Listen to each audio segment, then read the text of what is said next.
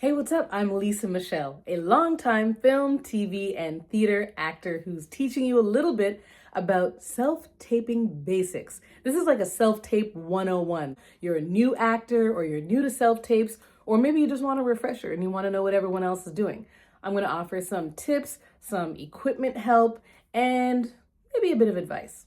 So first things first, you want to be seen. So make sure you got a good camera. I don't use anything fancy. I've always only ever used a smartphone. You can use an iPhone, you can use an Android, as long as you got a clean, crisp camera where you can see yourself.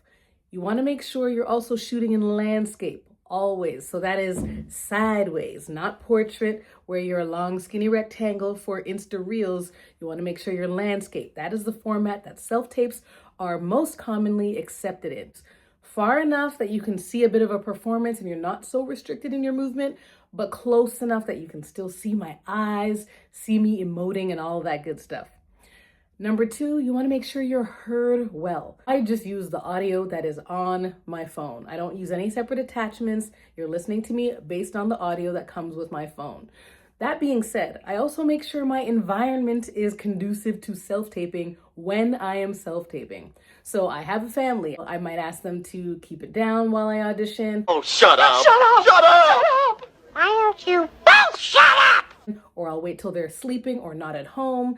And I'll make sure my windows are closed because you don't want horns and sirens or kids laughing at the park or all those beautiful sounds of the city coming into your audition. So you just want to make sure your environment is conducive to you self-taping, which means quiet, unless it's you or the reader making noise. Next, you want to think about your readers.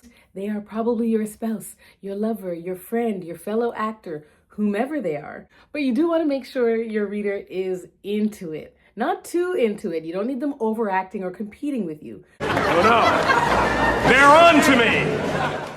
But you want to make sure they are engaged so that you can react to a real living character while you are doing your best to give a compelling audition.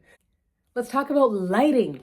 You want to make sure you are well lit. I personally have always used a ring light. I've used different brands. They're kind of all the same to me. I just make sure that the ones I get are pretty decent size and have their own tripod that gets really compact, travels well, all that good stuff.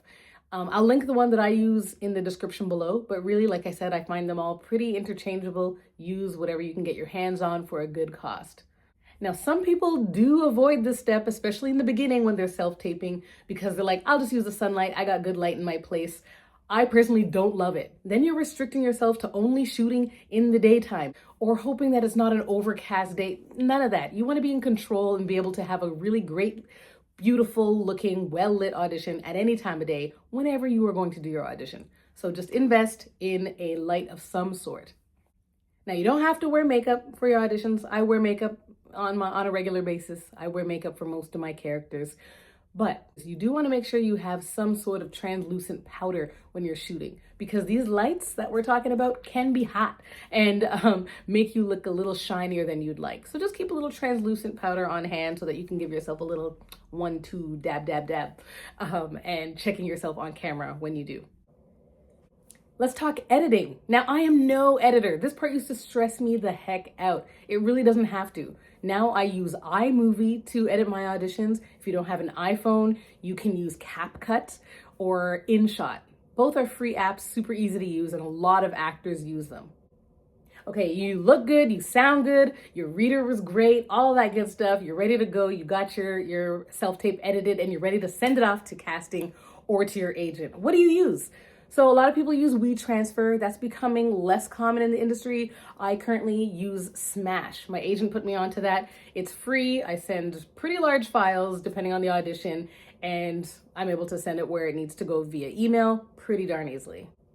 Lastly, watch your self-tapes. I'm sure I don't need to tell you that because every actor usually does the opposite and watches themselves too much. Still, just watch the whole thing again from start to finish. Make sure you didn't cut off the end a little too soon, or you didn't leave too much in the beginning where you were fiddling with the camera before the audition started. Just watch the whole tape from start to finish before you hit send and send it off to the person who's going to be hiring you. I think that's all I got. If you have any questions, let me know what tips I may have forgotten. You forgot the pickles! backdrop. I like to use a backdrop because they're fairly inexpensive. And again, I really like the consistent look of the self-tapes. You don't want the casting director or the director or whoever's looking at your self-tapes to be distracted by anything that's happening behind you, or, oh, what is that? Or their place is messy, or even their place is really nice. You just want them looking at you, taking in your performance. That's it. I think that's all I got. Subscribe, you know, and ask me what you want to see next.